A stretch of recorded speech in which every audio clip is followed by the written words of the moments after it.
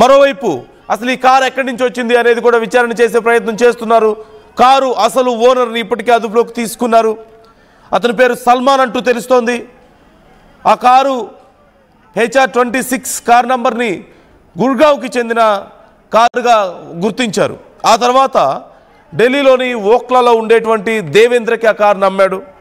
దేవేంద్ర ఆ కారుని హర్యానాలోని అంబాలాలో మరొకరికి అమ్మినట్లుగా తెలుస్తోంది. అయితే హర్యానా అంబాలాలో ఎవరు కొన్నారు ఆ కారు, అక్కడి నుంచి ఆ కారు ఎక్కడికి వెళ్ళింది అని మొత్తం ట్రాక్ చేసే పనిలో ఉన్నారు పోలీసులు. సీసీ కెమెరాల ఆధారంగా ట్రాక్ చేస్తున్నారు ఆ కారుని. మరోవైపు ఈ పేలుడు ఖచ్చితంగా ఉగ్రవాదుల చర్యగా భావిస్తున్నారు. ఇప్పుడు భారత్ ఏం చేయబోతోంది? మరోవైపు హైదరాబాద్లోను, చెన్నైలోను, ముంబైలోను, ఢిల్లీలోను ఎక్కడ చూసినా సరే హై అలర్ట్ కనిపిస్తోంది.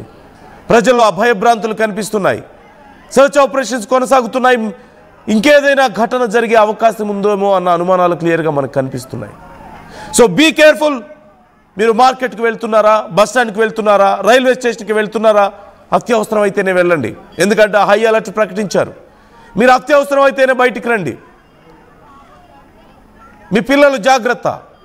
ఒకవేళ మీకేమైనా అనుమానపు కదలికలు కనపడితే, ఏ వ్యక్తి అయినా సరే, ఏ కదలికలైనా సరే అనుమానంగా ఉన్నాయా, వెంటనే పోలీసులకు సమాచారం ఇవ్వండి. దానికి సంబంధించిన డీటెయిల్స్ ఇవ్వండి. ఎందుకంటే ఏ చిన్న నిర్లక్ష్యం చేసినా, ఏ చిన్న అజాగ్రత్తగా ఉన్నా సరే ఎంత భారీ నష్టం జరుగుతుందో రాత్రి మీరు చూశారు. కేవలం ఈ ఎఫెక్ట్ ఢిల్లీలో కాదు, మొత్తం భారతదేశమే వణికిపోయింది ఒక్కసారిగా. పాకిస్తాన్కి బుద్ధి చెప్పాం, ఉగ్రవాదులకు బుద్ధి చెప్పాం, ఇక మన జోలు రావాలంటే భయపడతారు అనుకున్న సమయంలో మరొకసారి భారీ నష్టం. 13 మంది ప్రాణాలు కోల్పోయారు. ఇప్పటికే 20 మందికి పైగా తీవ్ర గాయాలతో హాస్పిటల్లో చికిత్స పొందుతున్నారు. అల్లాడిపోతున్నారు. వాళ్ళ హాహాకారాలతో హాస్పిటల్ అంతా మార్మోగిపోతుంది. ప్రాణాలు కోల్పోయినటువంటి వారి కుటుంబ సభ్యులు, వారి బంధువుల రోదనలతో ఆ ప్రాంతం అంతా పూర్తిగా గందరగోళంగా ఉంది, మార్మోగిపోతుంది. ఎవరు దీనికి రెస్పాన్సిబిలిటీ? ఏం చర్యలు తీసుకోవాలి ఇలాంటి విషయంలో? కామెంట్ చేయండి. ఇప్పుడు మనం ఏం చేయాలి? మరొకసారి మన భారతీయుల రక్తం చిందింది. మరొకసారి మన భారతీయుల మృతదేహాలు చిత్రమై మనకు కనిపిస్తున్నాయి. మన ఆస్తులు ధ్వంసమయ్యాయి.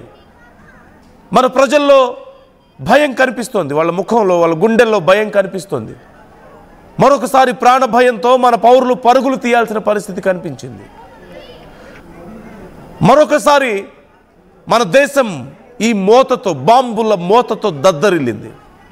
ఏం చేయాలి ఈ సమయంలో? ఏం చర్యలు తీసుకోవాలి? ఇప్పటికే మనం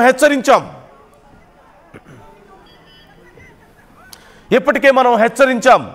ఏ చిన్న తేడా వచ్చినా, ఏ చిన్న నష్టం జరిగినా, భారతీయుడికి ఏ చిన్న గాయం తగిలినా సరే మీ సంగతి తేలుస్తామంటూ మనం హెచ్చరించాం. So do you think operation Sindoor మరొకసారి మొదలు పెట్టాల్సిన సమయం కాదు, పూర్తి చేయాల్సిన సమయం వచ్చిందా? గతంలో ఎక్కడ ఆపామో అక్కడి నుంచి మొదలుపెట్టి ఈసారి పూర్తి చేయాల్సిన అవసరం వచ్చిందా? మనం ఈసారి ఖచ్చితంగా మాట నిలబెట్టుకోవాల్సిన సమయం వచ్చిందా? మరొకసారి మన భారతీయుల ప్రాణాలకు సమాధానం చెప్పాల్సిన అవసరం వచ్చిందా? మరొకసారి ఏ చిన్న రిస్క్ తీసుకోవాల్సినటువంటి సందర్భం లేదా? ఇక రిస్క్ తీసుకునే అవకాశం లేదు. సెకండ్ థాట్ లేదా? మీ అభిప్రాయాలను కామెంట్ చేసే ప్రయత్నం చేయండి. మరొకసారి పాకిస్తాన్కు బుద్ధి చెప్పాల్సిన అవసరం ఉందా? ఖచ్చితంగా ఇది ఉగ్రవాద చర్య అంటూ భావిస్తున్నారు. సో ఏం చేయాలి ఈసారి? కామెంట్ చేసే ప్రయత్నం చేయండి. మీ ఒపీనియన్ ఏంటి? What is the permanent solution? దీనికి ఏరి వేయాల్సిందేనా? ఇక తూటాల వర్షం కురిపించాల్సిందేనా?